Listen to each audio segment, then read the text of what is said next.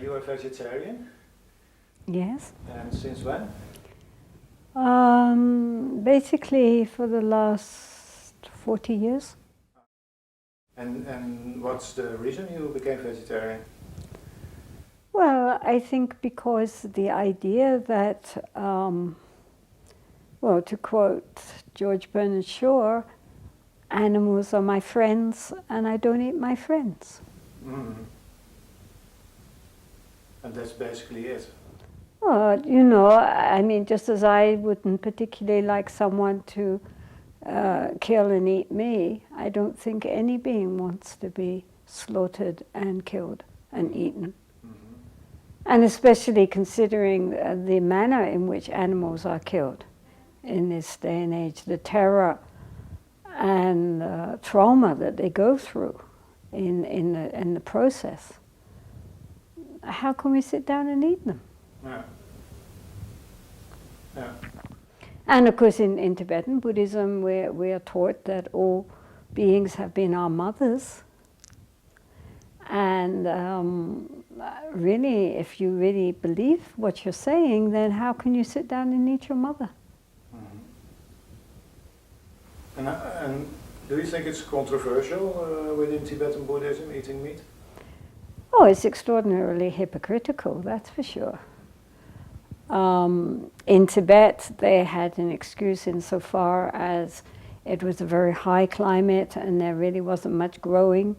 And especially for the nomads, it would be very difficult to cultivate.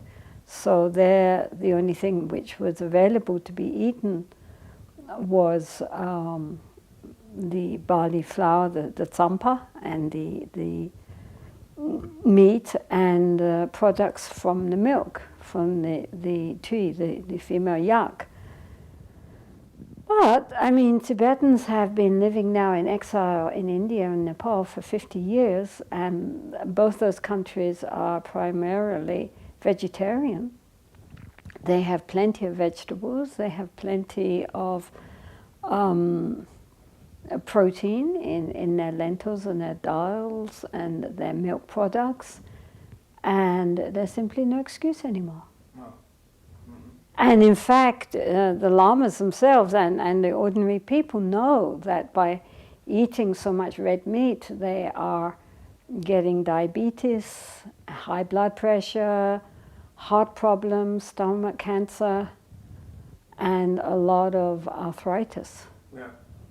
So they know now. They say, oh, this is because I eat the wrong kind of diet, but I can't give it up. It also seems that for health reasons only Tibetan Buddhist Lamas need to eat meat. And sometimes they eat meat and they say, yes, it's because my doctor advised it, or it's for my health. But it's not in other traditions, is it? Without being personal to one Lama or another, but... Well, the thing is that if the Tibetans have it very strongly in their mind that if they go without meat for one meal, that they feel weak. And next meal have to make it up by double the quantity. Mm-hmm. So it's culture.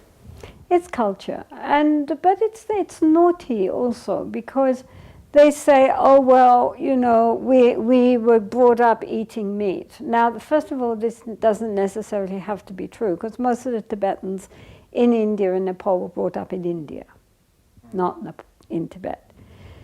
But also, we as Westerners were also brought up eating meat. I mean, you know, in an English breakfast, you get bacon and sausages for breakfast. The main meal is centered around the meat, and also in the evening again, it's all meat. If you take away the meat, all you've got is potatoes and squishy vegetables. I mean, there's nothing. You know, the whole point of the meal is the meat. So it's not that we were brought up as vegetarians either, but as soon as we realize that what we are eating is actually was a living being who wanted its life and didn't want to be killed and was probably reared in the most ghastly of conditions before dying a very painful and traumatic death, how can one subscribe to that? and in that way approve of that torture for millions of animals by eating them.